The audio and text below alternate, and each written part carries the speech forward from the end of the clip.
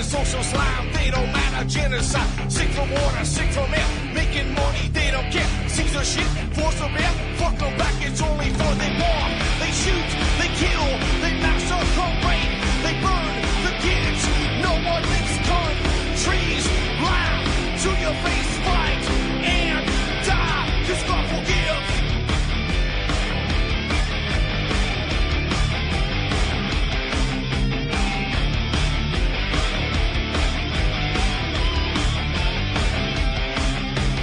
Selling lies and buying time, killing people next in line. Lower class and social side, they don't matter. Genocide, sick from water, sick from air. Making money, they don't care. Caesar shit, force of bear. Fuck them back, that's only fair. They bomb, they shoot, they kill, they massacre, rape.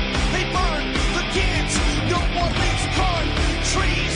Lie to your face, fight and die. Cause God forgives. Yeah. Coming back around again.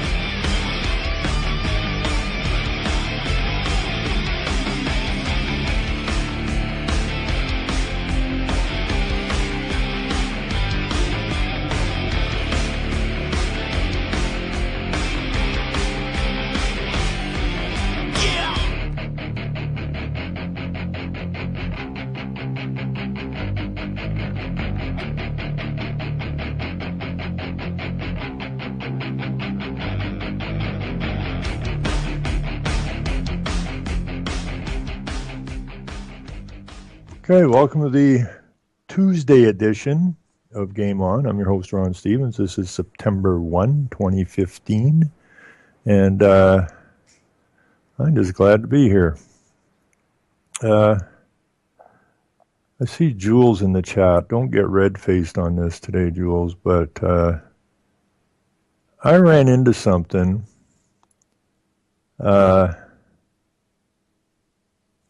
I ran into something last night. I didn't run into it. It was sent to me. But Sunday, on the Sunday show, I mentioned that I went to a funeral, and I was amazed by the number of people and campers that were out for this music in the fields in this little wee town of about 1,200 people. And I was also amazed by the conversation the people were having on the way down. And one of the people, my sister-in-law, who for 20 years I've been telling her what's going on, and for 20 years she's been telling me, oh, well, it's better here than a lot of places. I go, what's that supposed to mean? And I didn't mention it to her on Saturday, but I noticed she's liking my Facebook posts, which kind of freaks me out in a way. Because this was a woman who just didn't want to know anything. She knew in her gut something was bad wrong, but she just didn't want to know anything. We'll just keep looking the other way, and it's better here than other places kind of attitude. So they were yakking stuff that I'm well aware of that kind of surprised me. They were talking about it. Same thing happened at the reception down there. I was pleasantly surprised. And when we came home, we went back through the music in the fields town. And I got thinking to myself, I thought, this is an amazing day, really, except we lost an aunt. But then she made it to 92, and she was healthy right up to the very end. So she had a full life, and I got to see some people I haven't seen for quite some period of time. So all in all, the day was pretty good. And then I got home. I did the Sunday show, and then my good friend Chris from Kingston, who sometimes gets beat up in the chat, but he's a very good guy. He's who got me to UCY-TV, and I want to thank him for that. He did send me here about a year or so ago, or whenever. I lose track of time. I don't pay much attention to what show was on or wasn't on. But after the demise of Orion Radio, Chris was adamant that I stay on the air somewhere. And I listened to some. I wasn't that happy. I saw what I thought maybe disinfo and stuff. And so I ended up on Revolution Radio.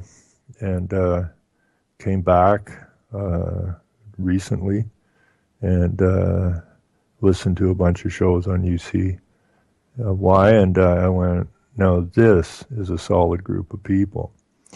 And Chris got it all hooked up, and now I'm here, and I'm very happy to be here. But I was talking to Chris, and I explained to him what happened on Saturday, and that we need to put some kind of show together, some kind of an event together. And that's when he mentioned JJ, and he mentioned Freedom Palooza. And call me ignorant, call me stupid, call me unattached to what's going on, but I never heard of it before. And he started to explain it to me.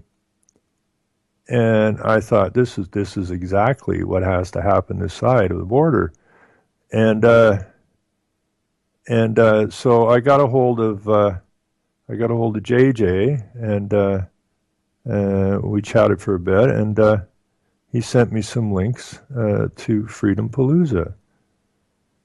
And I spent he sent them to me a little after 6 o'clock, and I think I went to bed at 2 o'clock in the morning. I was going through these videos. And I got to say, I don't know that I've ever been more impressed with what happened down there. The speakers were phenomenal. They had all kinds of bands there.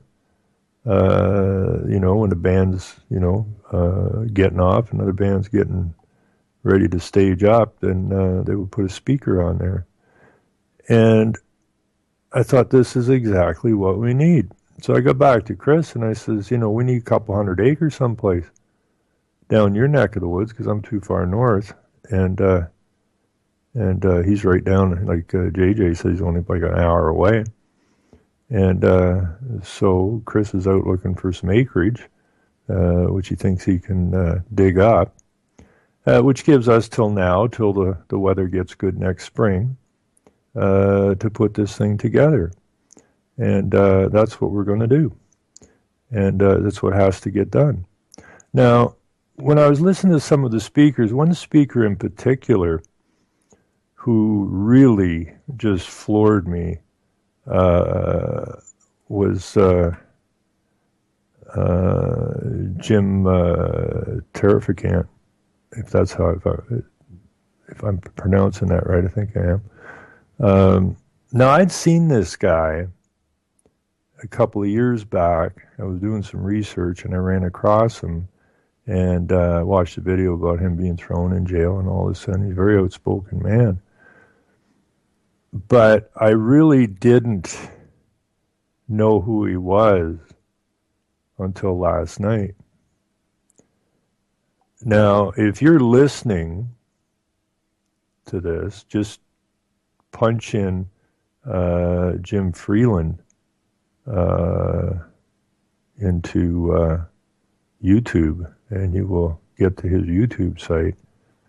And I highly recommend you get the playlists out of his site for the annual Freedom Palooza series. And there's, I think, they did it for 5 years. I don't know if they're all videotaped or not. And I don't know if it was the third or the fourth one where I was watching JJ on the stage there, and he gave a big heads up to Jules or to YCTV for setting them up so they could live stream the event. And so to Jules, thank you very much. But the gentleman, Jim Terrificant,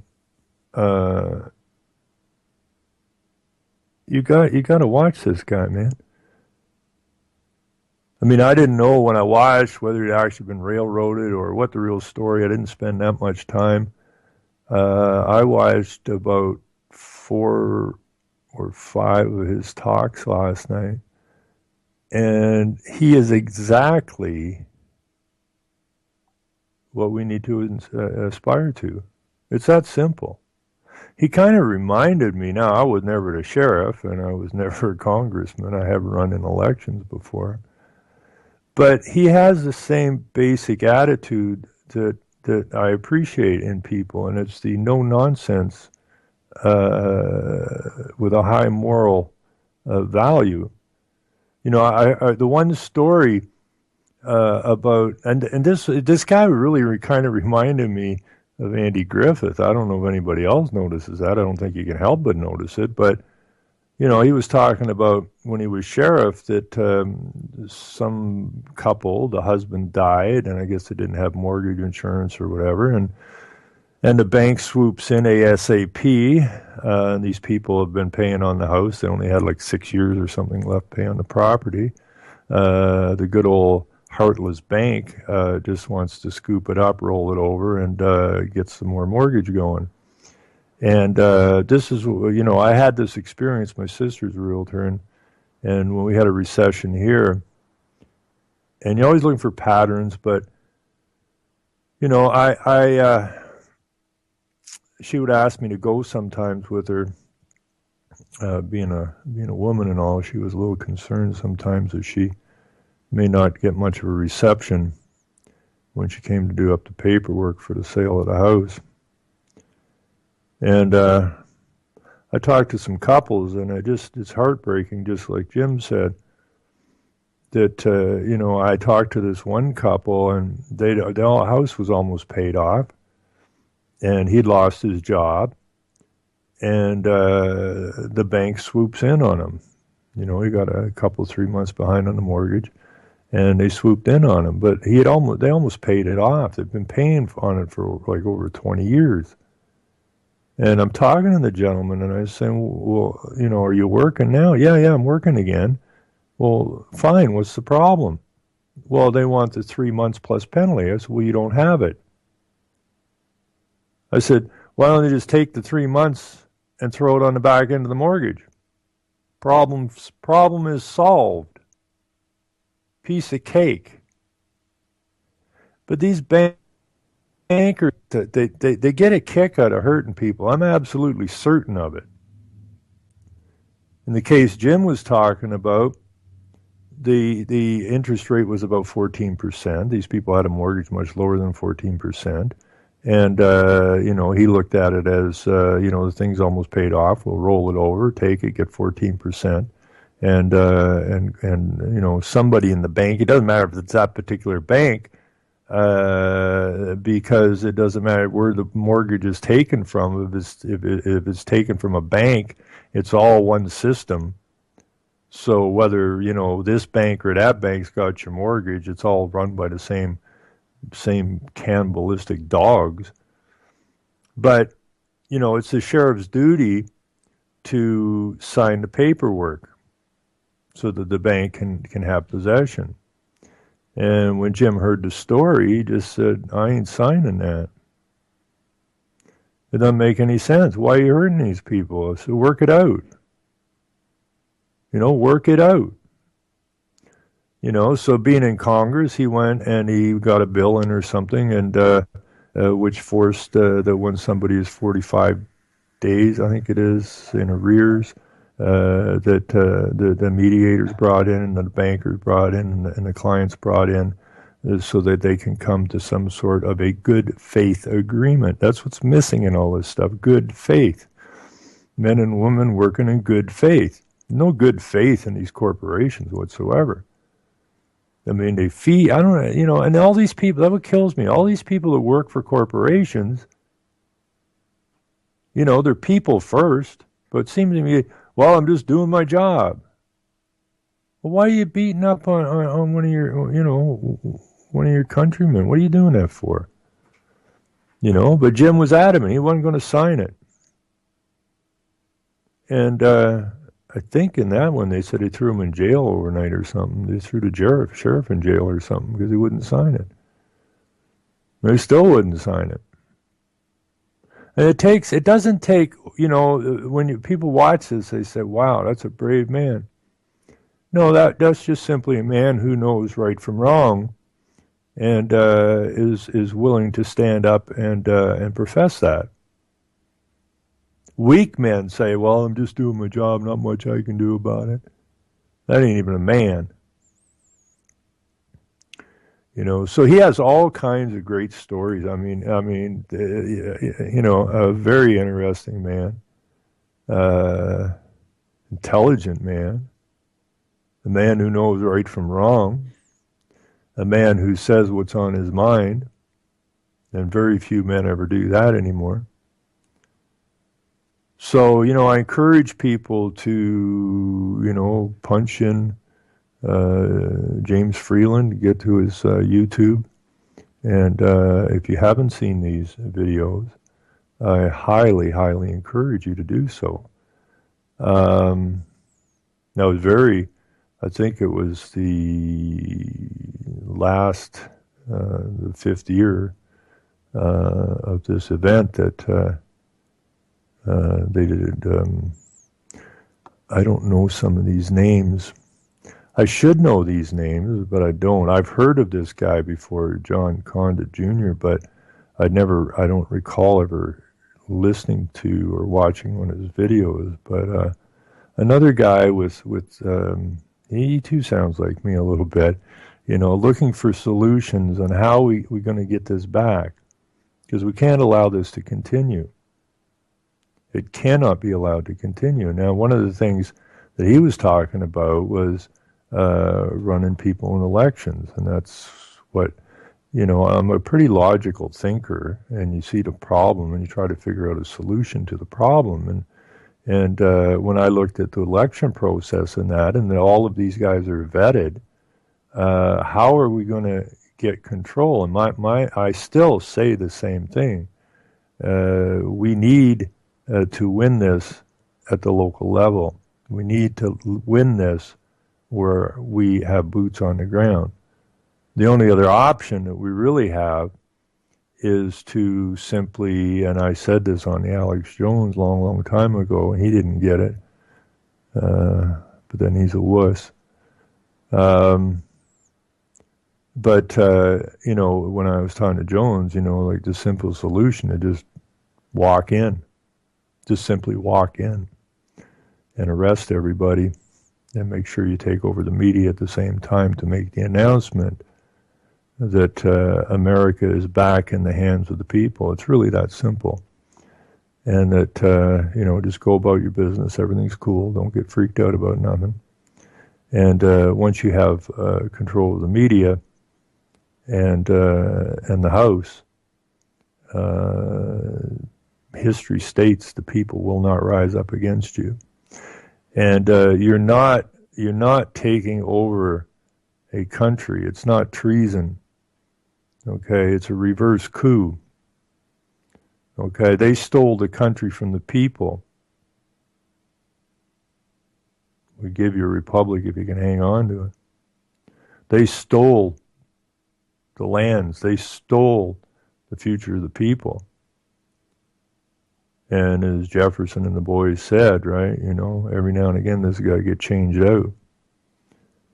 And it does need to get changed out. So there's several ways to go about it. You can just walk in and arrest them. And as the ex-general that was on Jones's show, when I called in, and Jones said it wouldn't work, and talked to the general, and the general said it won't work. And the reason Jones gave me was prove once and for all who Mr. Jones is actually working for. And but when the general said it, and Jones says, yeah, I told him it wouldn't work. You tell him why, General. And the general said it wouldn't work because if we did that, when we got there, they'd all run away. And they're chickens. Okay, they're weasels. That's what they are. They're weasels. They weaseled their way into your house. And somehow they nutted the rooster, who's supposed to be looking after the house. And took the man out of the man. And the man's got to get back in the man. I mean, if you look at history and you look at where we are today, I'm sure our forefathers going, Jesus, somebody nut you boys or what? What is going on here? got to get done with. So there's that option, and then there's the other option, which is a little bit slower option, but it can be done. Probably better now than it could have been when I first attempted it, which was back in, I started that in 2009 or 2008, I guess, trying to encourage people to run in local elections. And that was sad, man. That was really sad.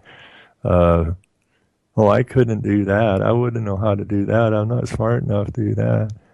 You know, and this is this authority thing. People think that these, because they're on a local council, that they're smarter or they got more authority or some damn thing.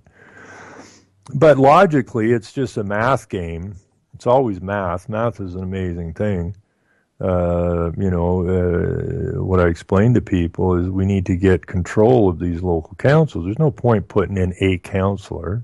We have one in. That was over 2 different elections. We managed to get one in, and he's raising absolute hell. He kind of reminded me of Jim when I was watching Jim's videos last night. When he finally got in, he was 3 years late getting in. They tried everything to keep him out of there, and they finally managed to run out the CAO, and one of the councillors or something was left the council seat open, which Carl should have automatically walked into, but they tried everything in their power to keep him out of there. He finally got in, and something like Jim. He did his council duties for 3 months as Carl, and his nickname's Krusty. And so don't tell. The other thing about Carl is that I think he's 70 now.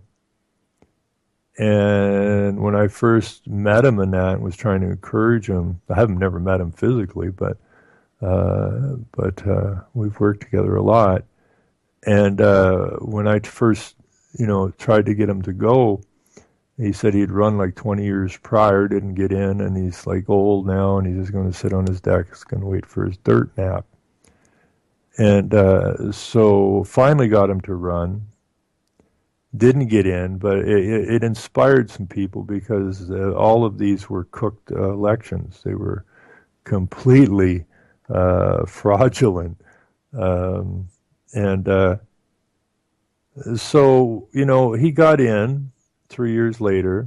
He was reelected this last election, last fall. And he takes no prisoners. And that's the whole point.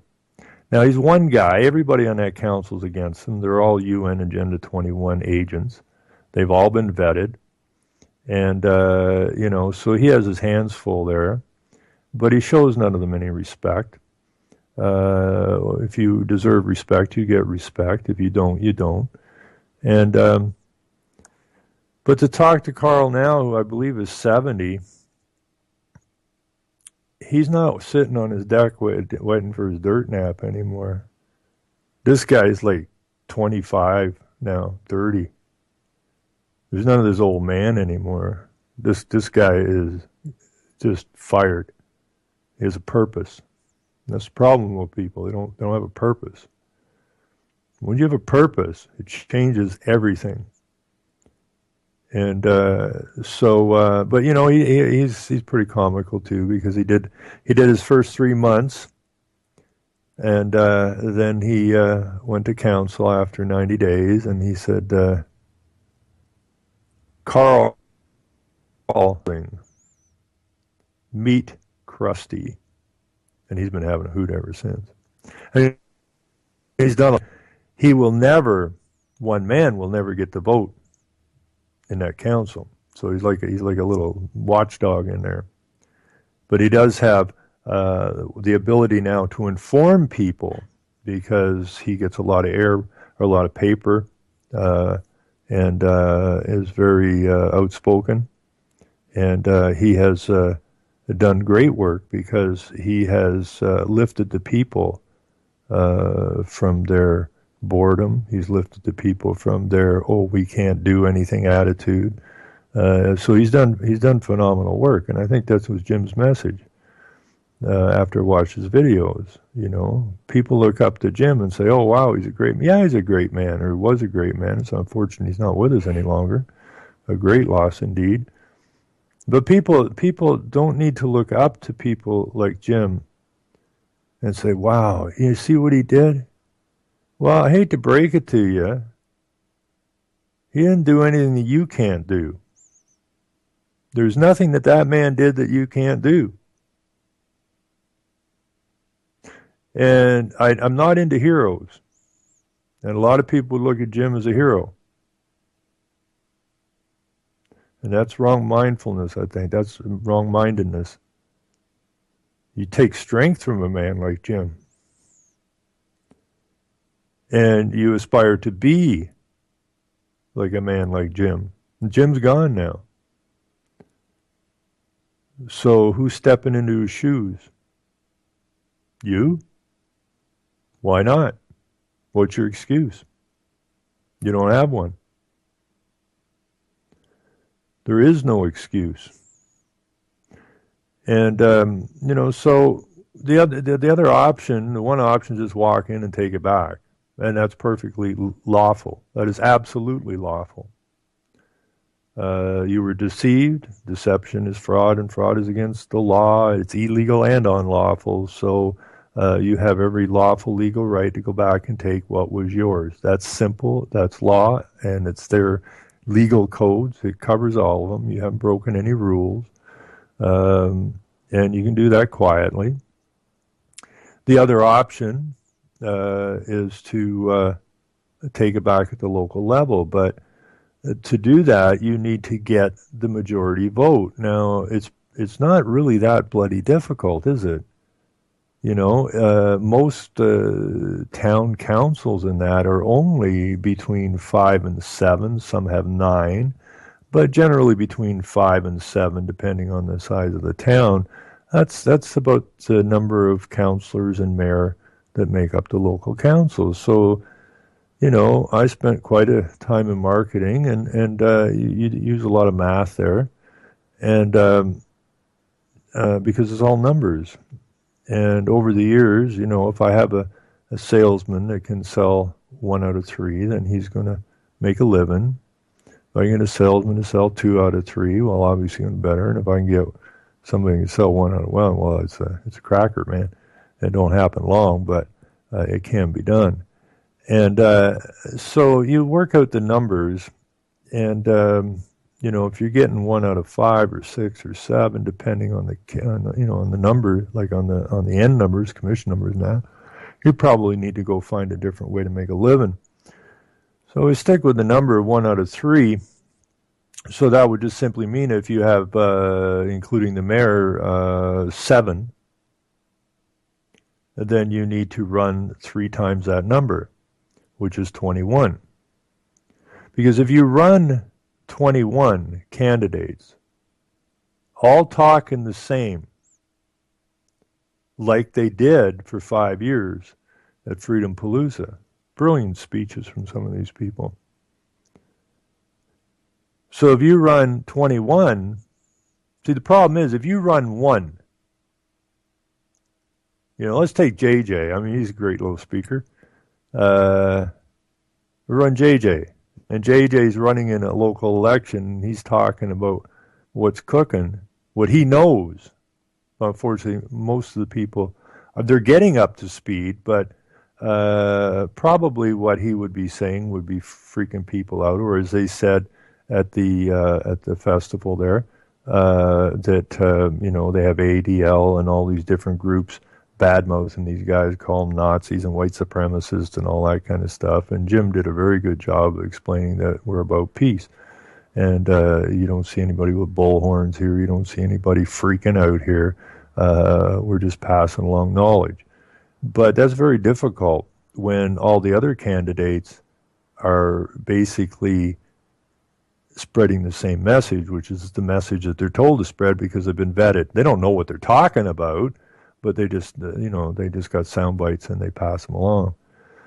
So in order to win those seats that you require, and you only need 4 out of 7 to win any vote, It's the majority vote in the council, so now you control the council.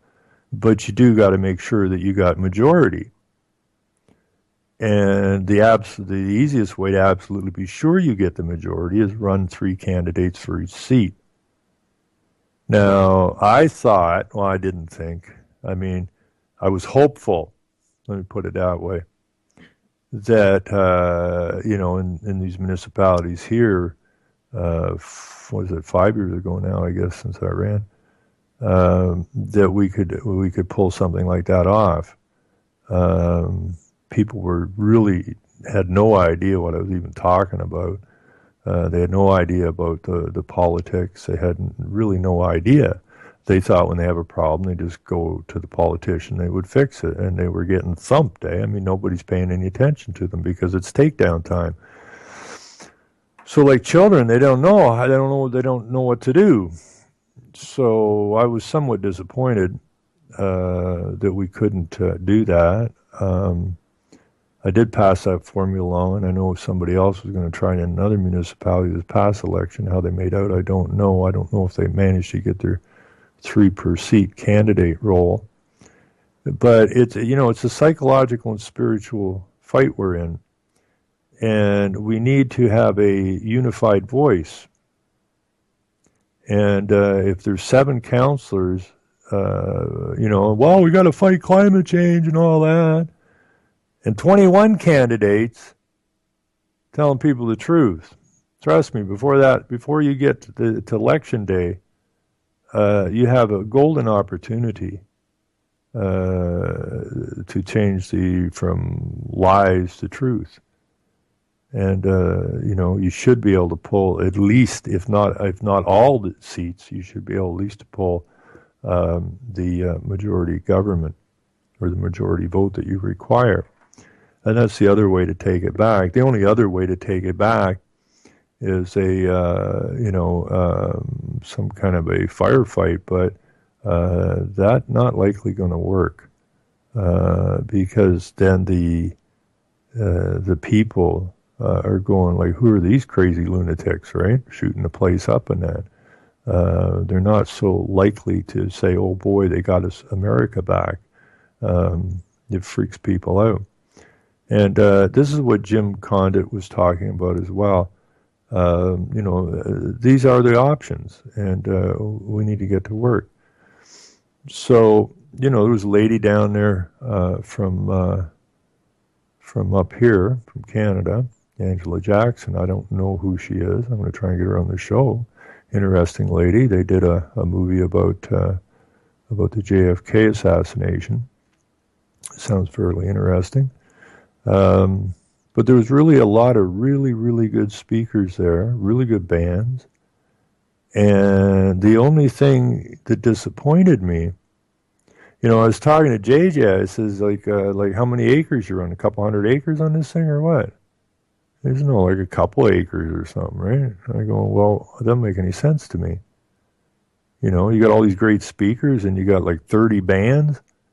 And how do you do that on a couple acres? Now, I don't remember if it was Jim Condit Jr. or someone else. I think it was him who was saying that, how appreciative he was of everyone who came and participated over the years. And he was somewhat disappointed with the size of the crowd, which he pegged around 100. And, that really buggered me up. But we used to my friend used to put on conferences and that with movies and entertainment. That would be a day-long thing. Home-cooked food and organic foods and stuff, and we had some good speakers. And after we did that for a while, we're getting 60, 70, maybe a little more people out, mostly the same faces. And it's tough because it's an awful pile of work. And you have to have a lot of dedication to do these things. And to see such small turnouts is kind of disheartening. But having said that, I think we are on the cusp of a humongous change. I really, truly do. I feel it in my gut. Things are changing quick for our side.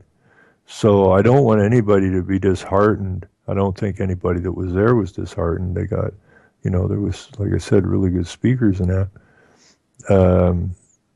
And these guys got to hang out together, which is fantastic. So, we're gonna give this a real try. We're not going to give it a try. We're going to succeed at it, and we are going to hold our first one here that I'm aware of. I mean, big one next summer sometime. Now, I've been told that the police won't let us do it. The municipalities won't let us do it, and I don't really care. We're going to get it done one way or the other.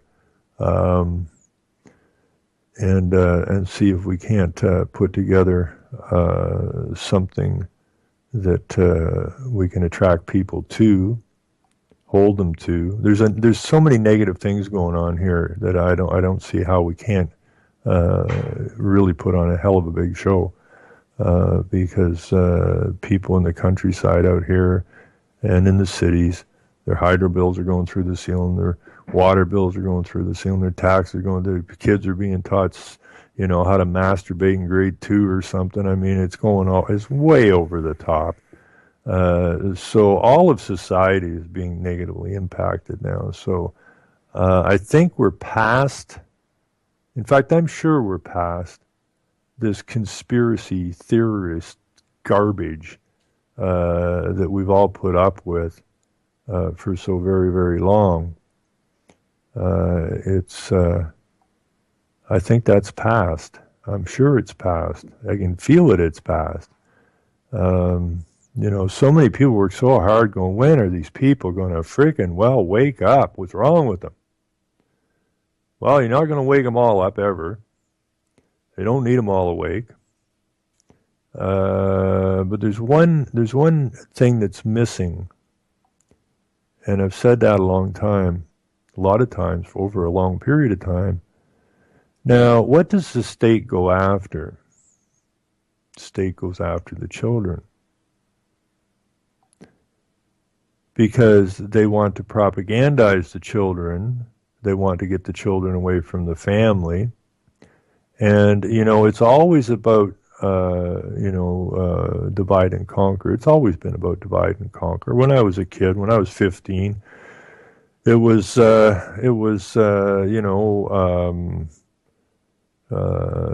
in the 60s, very end of the 60s, mind you, but still in the 60s. And I went to my first real parties when I was about 13, maybe. And we'd end up at parties with, people that were a lot older than us, like maybe 16 or 17. And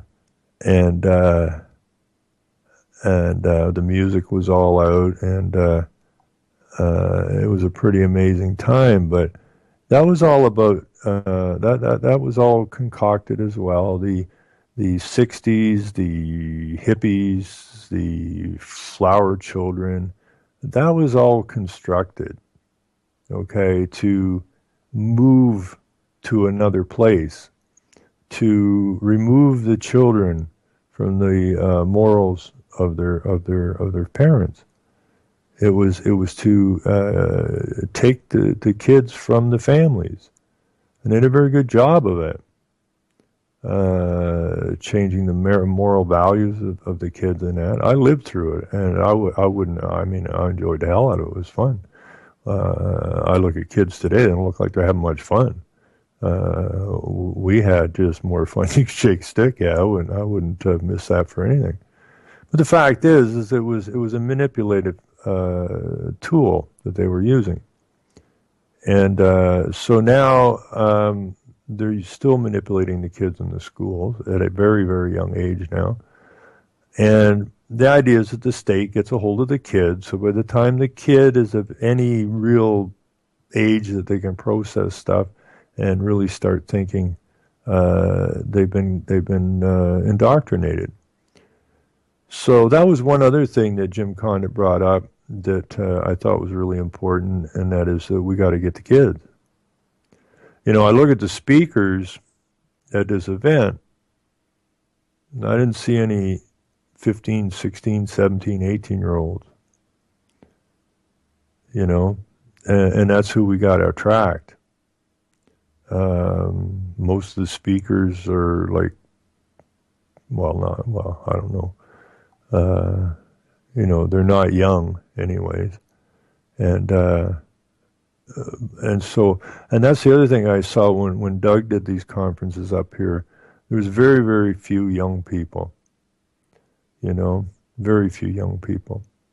One other thing that I want to mention about this video series, and I want to mention this again, James Freeland, YouTube. Please go and enjoy these things. If you haven't seen them, I mean, this is inspiring stuff. But the lady, and I don't recall her name now, but Jules may know all of this stuff, or some of the people in the chat. JJ would mention Paul a lot, and some of the other speakers. So I don't know if he was the head guy that put it on, but I think it was Paul's wife on the last year. They had an American flag behind the stage. And her and somebody else went over and pinned up a Confederate flag over the star box on the flag. And then she came forward to explain the flag. Now, I went and looked up the Confederate flag last week, and I had a very difficult time because they can really flood the search engine, who's paying to get to the top and all this kind of stuff. And when I went and put in, you know, the history of the Confederate flag or the meaning of the Confederate flag, and that, all I was seeing was, you know, slavery, racism, white supremacy. I mean, it was just one link after the other. It took me a while to dig through this, but I remember watching a video a few weeks back, maybe a month ago or so, and I guess you call him Congressman Cooter from Dukes of Hazzard, and he was rather astounded by the hate for this flag all of a sudden, the reason to want to wipe it out of history. And so, you know, I listened to him, and he was absolutely correct.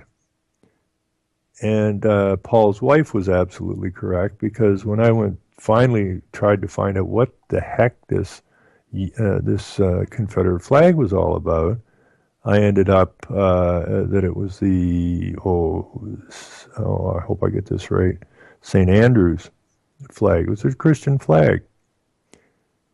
And then that made sense, because as Cooter described it, the show, that the Dukes were a Christian family. They were a family who were not out trying to harm anybody. You know, Grandpa there, whatever his name was, he would pray for dinner or at dinner. And they would help people. They would try to mediate for people, intervene for people. And so what did they do wrong? And who's this Boss Hogg guy that they're always trying to get these people? I can relate to that. But what was the deal there? That was the state. Okay? And I've said for as long as I can remember, two things have to disappear in order that world order take real root, and that is get rid of the King James Bible and the Constitution of America. And that's what they're doing. That's what the state is doing. And you look at Boss Hogg as a state. Okay? And they're chasing around these good people trying to either put them down, with fear or whatever, to nullify them. Now, I was reading some statistics today that something like 70+% of Americans and still believe that they're Christians. So, but they seemed quite happy that that number was going down. What I was reading, they were quite pleased with the each year there seemed to be less, and so they were, the state was quite happy about that. What we have to do is get to these so-called Christians and get them to understand that they cannot possibly consider themselves to be Christians if they are participating in the state. It says not to have respect for the person. Well, that's what you are, a person. A dead corporate fiction. Well, you aren't, but you're attached to it. Separate but indivisible. And God has no respect for persons, and he tells the Christian people not to have any respect for persons. If you bring this up, they'll jump on you, right? So they need some knowledge sent their way as well. But we really got to make a huge effort to get to the young people. We have got to come up with something that inspires the young people. The young people are not, they got people living at home in their 30s now, and, I left home at 16. Because they can't afford to leave home. But, they, I forget these 30-year-olds, but the kids have really no idea that their parents' hydro bills are going through the ceiling. They have no idea that the water bills are going through the ceiling. They may get snapped up by their parents, turn the damn tap off or turn the light off or whatever. We got the same thing, but we had no clue. And the kids have no clue. That the very stuff that they're being indoctrinated to believe in the schools is the very thing that's hurting their family. There's got to be a way to make that connection between the kids and this movement. So we'll work on that some. But again, I was so taken with these videos. I was so taken with the speakers. That one that Jim was talking about when he was the sheriff, about the lady that the bank wanted him to sign off so he could throw this. How cruel is this? The woman has lost her husband, and hopefully they loved each other, right? And she got into a bad place. Probably because he didn't get his pension anymore, or whatever the story was, but in a bad place. And, she's already suffering, and then these bloodsuckers come in and try to finish her off. That's a really sad story. But back to Andy Griffiths, there was a very similar story in the Andy Griffiths show, where a guy had lost his job and they're having a really difficult time, and a banker comes in and demanding that the sheriff throw these people out on the street. And it was almost identical. Sheriff Andy's going, this is no freaking good. What do you want to be like that for? Because it's the law, and you work for me, and you do as you're told. And that's basically, I guess, what they told Jim, because apparently he threw him in jail overnight or something because he wouldn't sign the paper. So there are good people out there. There's no shortage of good people. We just need to inspire them a little bit more somehow. you know. I don't want to coddle anybody, depends, Some people you have to go at it easy, and some people you kind of got to give them a little bit of tough love up the side of the head, whichever works with, for whoever you're working with. One message doesn't cure all, and so we just keep hacking away at it here. There's no reason for anybody to get down in the mouth. I'm just so happy to be part of this crew. It kind of pretty much freaks me out. Now, I was doing a little bit of research today. I phoned Elections Canada today because we're having a federal election here right now. And the first thing on their page, if I can dig that up here, maybe the first thing on their page, I'll give them a shout today. And I went through this on the municipal election part, of which the senior policy advisor, after 6 months, still can't verify whether or not the municipal elections are legal. And so when I saw this today, I thought, what the heck, I'll give Elections Canada a call. And this is what I talk about, shining a light, okay? You just get something in your mind, pick up a phone your senator, phone your MPP, phone your MP, phone your councillor, phone your mayor, phone whoever the hell you feel like phoning. But phone them. Don't write them a note. Don't write them a letter. Don't give a damn about the letter. Shine the light on them. Let them know. Let them know that you know. So anyways, I phone up today, and it says ID to vote. You must prove your identity and address to register and vote in a federal election. Here are your ID options when you are voting in person. So there are three options to prove your identity and address. Show one of these pieces of ID, your driver's license, your provincial or territorial ID card, your health card, your SIN number, your birth certificate. And there's this huge list. Your library card, public transportation card, credit card, blood donor card. It just goes on and freaking on. Bank statements, utility bills. And, I was talking to her about the license and the SIN number. And I said, this says it's your driver's license. It's not my driver's license. The driver's license is property of the Crown. So it's not my driver's license. I don't have a driver's license. Nobody in the country has a driver's license.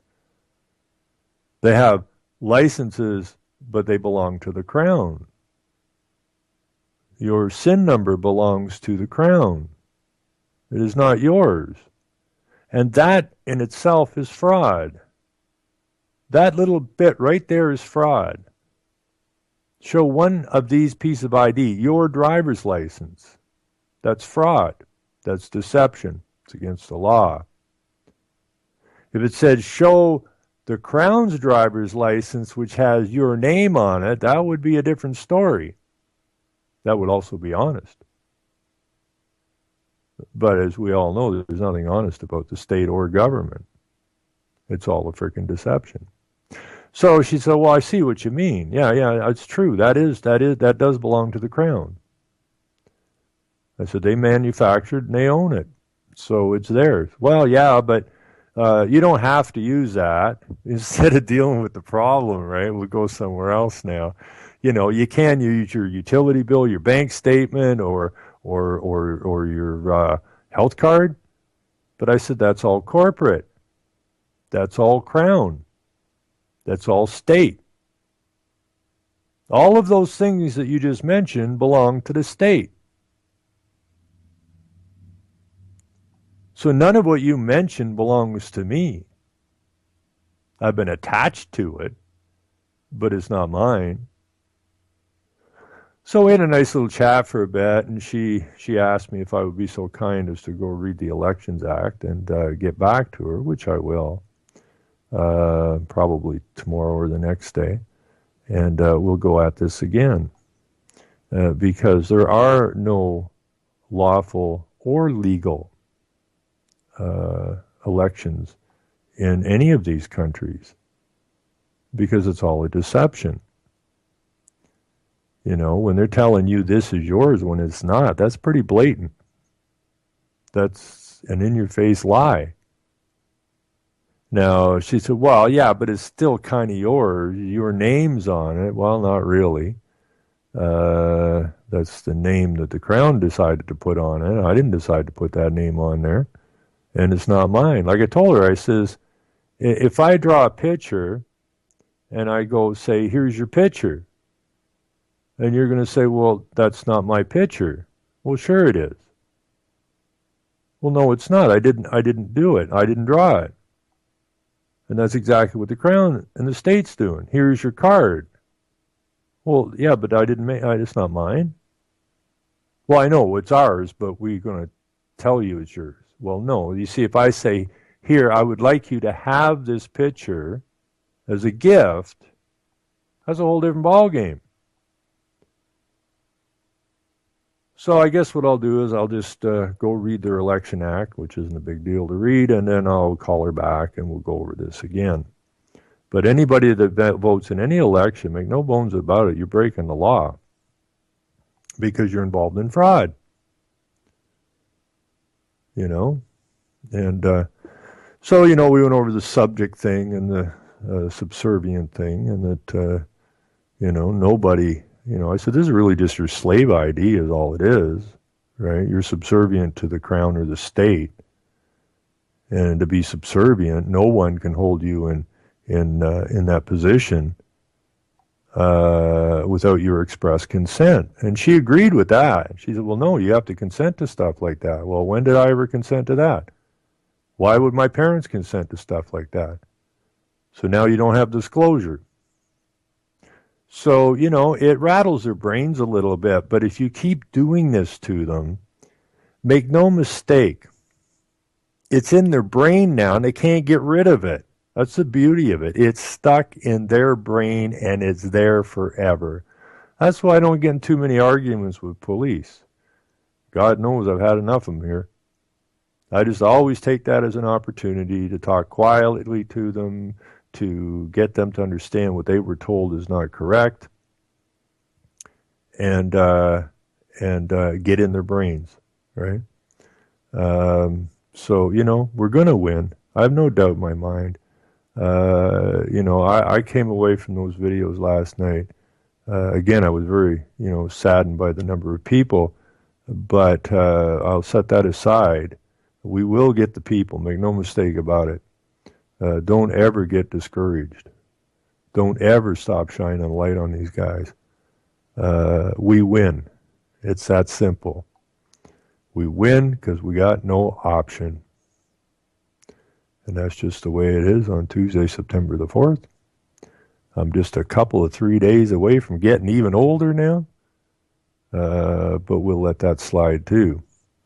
I don't feel old. I'm not old. I'll be 61 in a few days. That's hardly old. My aunt was 89, or is 89, sparky as hell, sharp as a tack. My uncle is 93, living in his own home with his wife, celebrated their 70th anniversary. So, you know, downtrodden people get old quick. I hear music. I want to thank everybody. I really want to thank JJ and Jules and everybody who was involved in that Freedom Palooza. So James Freeland, go there, watch the video. Take care, everybody. See you Thursday night, 7 o'clock, same time, same place. We're out.